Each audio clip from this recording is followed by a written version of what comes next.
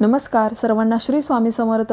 उद्या 5 नोव्हेंबर या दिवशी आहे त्रिपुरारी पौर्णिमा। तर या दिवशी आपल्याला काही सेवा उपाय करायचेत, कारण या सेवा उपायाने प्राप्त लक्ष्मी स्थिर राहण्यास मदत होते आणि लक्ष्मी माता आणि विष्णू यांचा अखंड कृपाशीर्वाद हा आपल्यावर राहतो।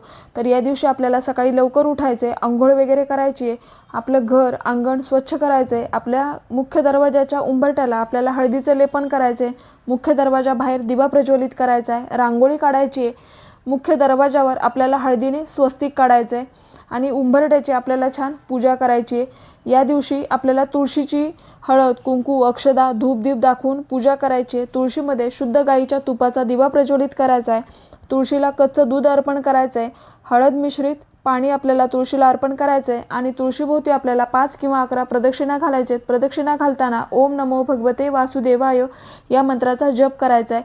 त्याचप्रमाणे आपल्याला आपल्या मुख्य दरवाजावर, आपल्या तिजोरीमध्ये आणि आपला जिथे किचन ओटा आहे त्या ओट्याच्या भिंतीला आपल्याला हळदीने किंवा कुंकवाने स्वस्तिक काढायचे। जिथे आपण पैसे ठेवतो त्या कपाटामध्ये पण आपल्याला एक स्वस्तिक काढायचे कुंकवाने आणि त्याची पण आपल्याला धूप दीप दाखवून छान पूजा करायची। आता या दिवशी सेवेला खूप महत्त्व आहे, तर या दिवशी सत्यनारायण पूजा ही नक्कीच करा।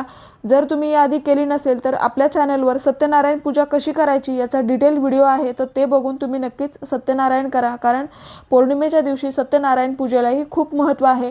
या दिवशी आपल्याला काही सेवा करायच्या आहेत। या सेवा तुम्ही दिवसभरामध्ये कधी करा, तर आपल्याला व्यंकटेश स्तोत्र 1 वेळा, श्री सूक्त, पुरुष सूक्त 1 वेळा आणि विष्णू सहस्रनाम 1 वेळा पठण करायचे, लक्ष्मी गायत्री मंत्र 1 माळ पठण करायचा आहे, विष्णू गायत्री मंत्र 1 वेळा पठण करायचा आहे। त्याचप्रमाणे कार्तिक गायत्री मंत्र हा मी आपल्याला स्क्रीनवर दिला आहे, तर त्या मंत्राचाही आपल्याला 1 माळ पठण करायची आहे। या सेवा खूप प्रभावी आहेत, तुम्ही नक्कीच करा। आता या दिवशी आपल्याला पिंपळ वृक्षाचीही सेवा करायची आहे। पिंपळ वृक्षाला आपल्याला हळद, कुंकू, अक्षदा वाहायचे, मनोभावे नमस्कार करायचा आहे, हळद मिश्रित पाणी पिंपळ वृक्षाला अर्पण करायचे आणि पिंपळ वृक्षाभोवती आपल्याला 5 किंवा 11 प्रदक्षिणा घालायचेत। प्रदक्षिणा घालताना ओम नमो भगवते वासुदेवाय या मंत्राचा आपल्याला जप करायचा आहे। पिंपळ वृक्षामध्ये साक्षात विष्णूंचा वास असतो, त्यामुळे या दिवशी, पौर्णिमेच्या दिवशी पिंपळ वृक्षाला स्पर्श करून त्याची छान पूजा करायची आहे। त्यामुळे आपल्यावर विष्णूंचा अखंड कृपाशीर्वाद राहतो।